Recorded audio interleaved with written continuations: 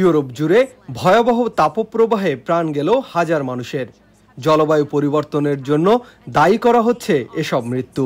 গত 23 জুন থেকে 2 জুলাই পর্যন্ত ইউরোপে বয়ে যাওয়া তীব্র তাপপ্রবাহে মারা গেছেন প্রায় 2300 জন মানুষ। এর মধ্যে অন্তত 1500 জনের মৃত্যু প্রত্যক্ষভাবে জলবায়ু পরিবর্তনের প্রভাবে হয়েছে বলে জানিয়েছেন লন্ডনের ইম্পেরিয়াল কলেজ ও হাইজিন অ্যান্ড ট্রপিক্যাল মেডিসিনের গবেষকরা। স্পেনে তাপমাত্রা ছাড়িয়েছে 40 ডিগ্রি সেলসিয়াস। ফ্রান্সে শুরু হয়েছে দাবানল।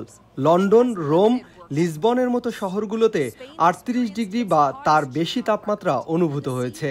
গবেষকরা বলছেন অনেক মৃত্যু রেকর্ডই হয়নি, কারণ এসব দেশ এখনও তাপ সম্পর্কিত মৃত্যুর হিসাব রাখা শুরু করেনি। জাতিসংঘ দীর্ঘদিন ধরেই সতর্ক করে আসছে, জলবায়ু পরিবর্তনের কারণে বিশ্বের বিভিন্ন অংশে আরও তীব্র তাপপ্রবাহ দেখা যাবে। জাতিসংঘের মহাসচিব আন্তোনিও গুতেরেস বলেন, জলবায়ু সংকট এখন মানবতার অস্তিত্বের জন্য হুমকি। ইউর কোপারনিকাস ক্লাইমেট সার্ভিস জানায়, 2025 সালের জুন ছিল বিশ্বের ইতিহাসে তৃতীয় সবচেয়ে গরম মাস। 2023 ও 2024 সালের জুনও ছিল বিশ্বে ভয়াবহ গরমের record. France has closed schools. Turkey is gripped by wild.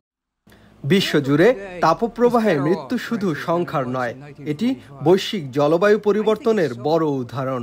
এদিকে জাতিসংঘ আহ্বান জানিয়েছে, জীবাশ্ম জ্বালানির উপর নির্ভরতা কমিয়ে দ্রুত নবায়নযোগ্য শক্তির দিকে যেতে হবে। তাই জলবায়ু পরিবর্তনে বড় ভূমিকা রাখতে হবে মানুষকেই।